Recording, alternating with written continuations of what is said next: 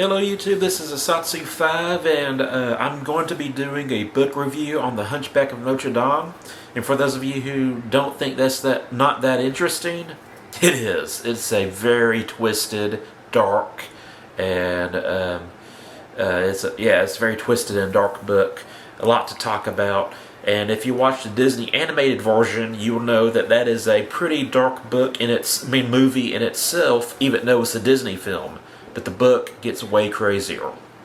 But there was some terminology in the book that, and it's an English translation, but there was a terminology or a term that I thought would be interesting to talk about for our knife community, and that is the term Puignarda.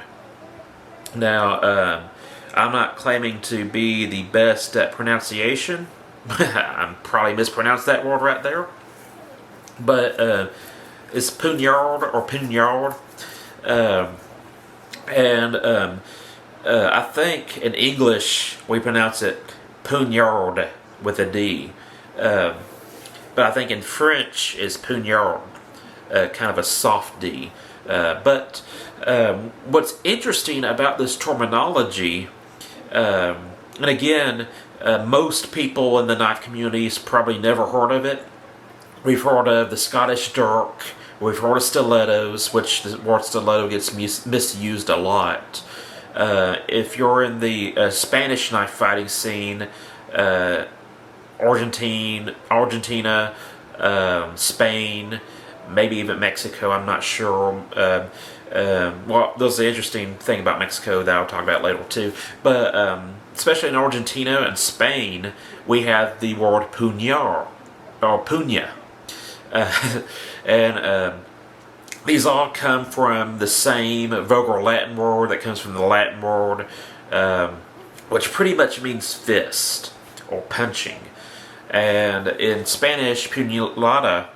And again, forgive me for my mispronunciation. I'm studying Spanish, but I'm not the best at actually vocalizing these words yet. But puñada is the act of stabbing someone.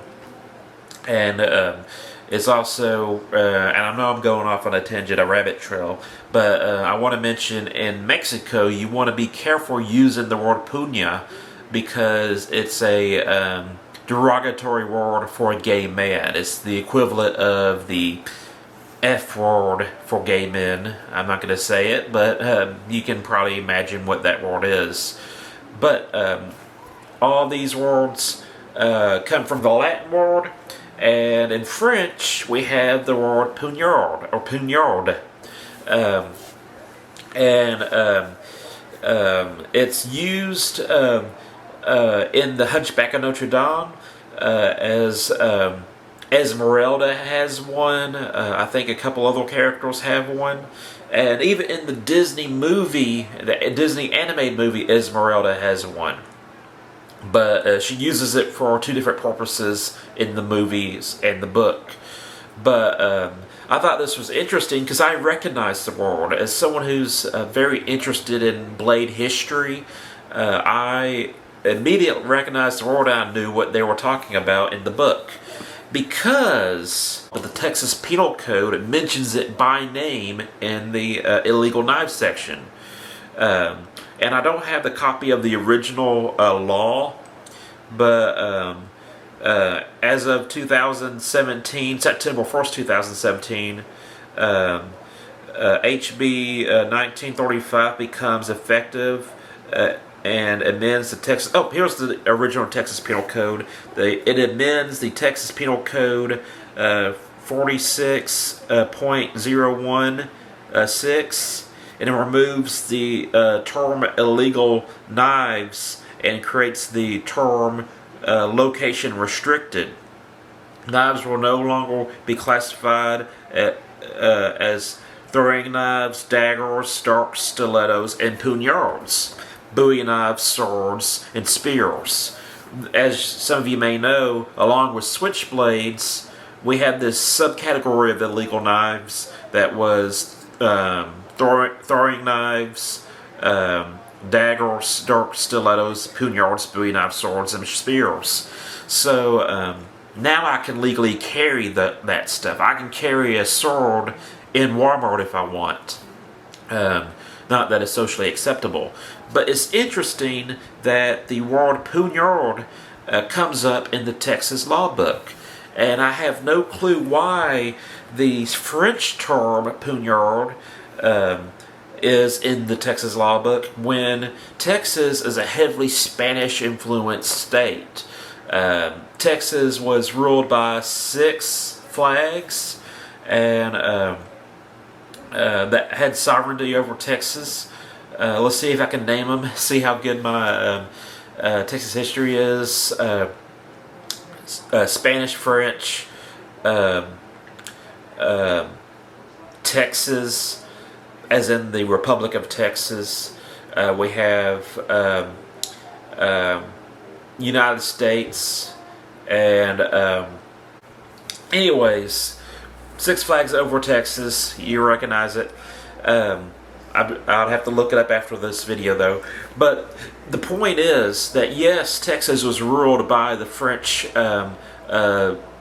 nation for X amount of time. We don't have a lot of French influence like Louisiana, for example. Louisiana has parishes. They have a dialect or sub-language or type of French language. You know, French is actually spoken in Louisiana in certain parts. Texas doesn't really have that. We don't have parishes. French isn't a very common language in Texas, although my mom took it in a grade school. But Texas is very heavily influenced by Spain. Oh, the 6 flags, Spain and Mexico. Got it. Got all 6 flags. But we're heavily influenced by Spain and Mexico, which were 2 different sovereigns. So I thought it was weird that Texas, the law book, didn't have the term puña, it had Puñard. And for those of you who want a better understanding of the term Puñard, it's usually a double-edged dagger, but it is a type of dagger, and it has a sharp taper to the tip, triangular in shape. The closest thing I own to a Puñard is this. Don't know if I can get it to focus. Is this Guild knife from JB Knives? This could accurately be called a puña or a Puñard, because it has the triangle shape, sharp taper to the tip.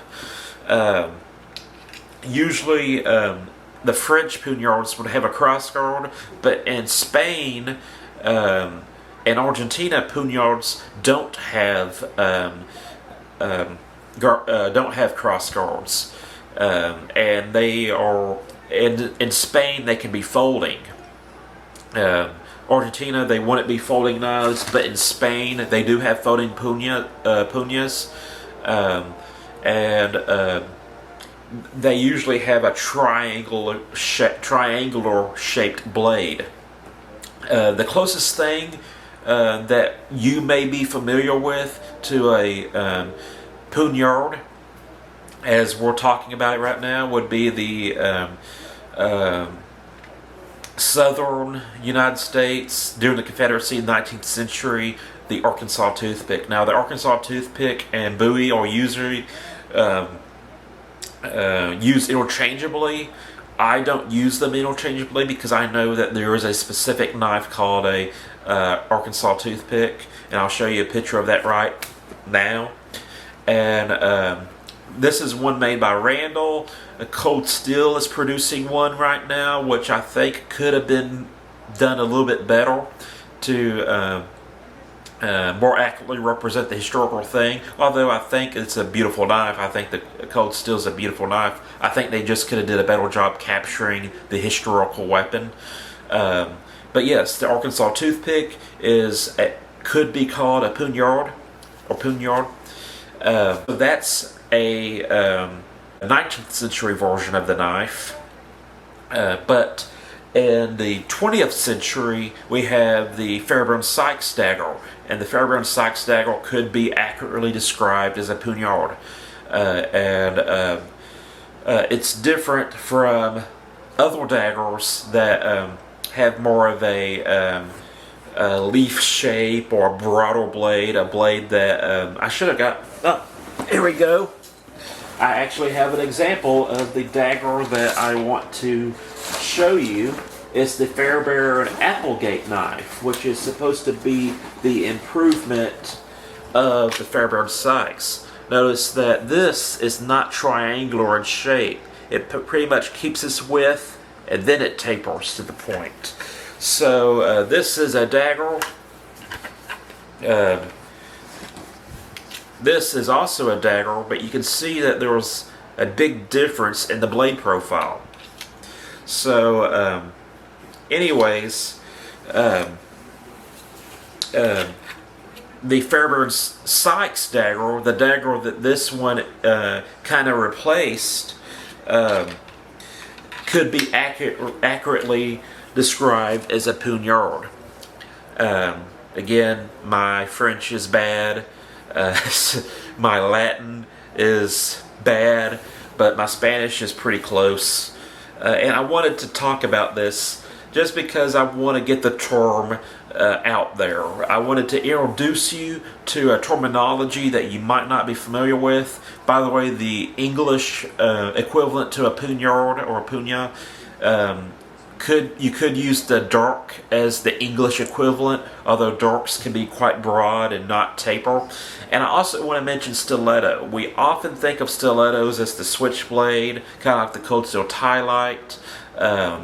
Those are not stilettos. The Fairbairn-Sykes dagger is not a stiletto, although it's referred to as stiletto sometimes. And the Marine Raider dagger, which is the American equivalent to the Fairbairn-Sykes dagger, is not a stiletto.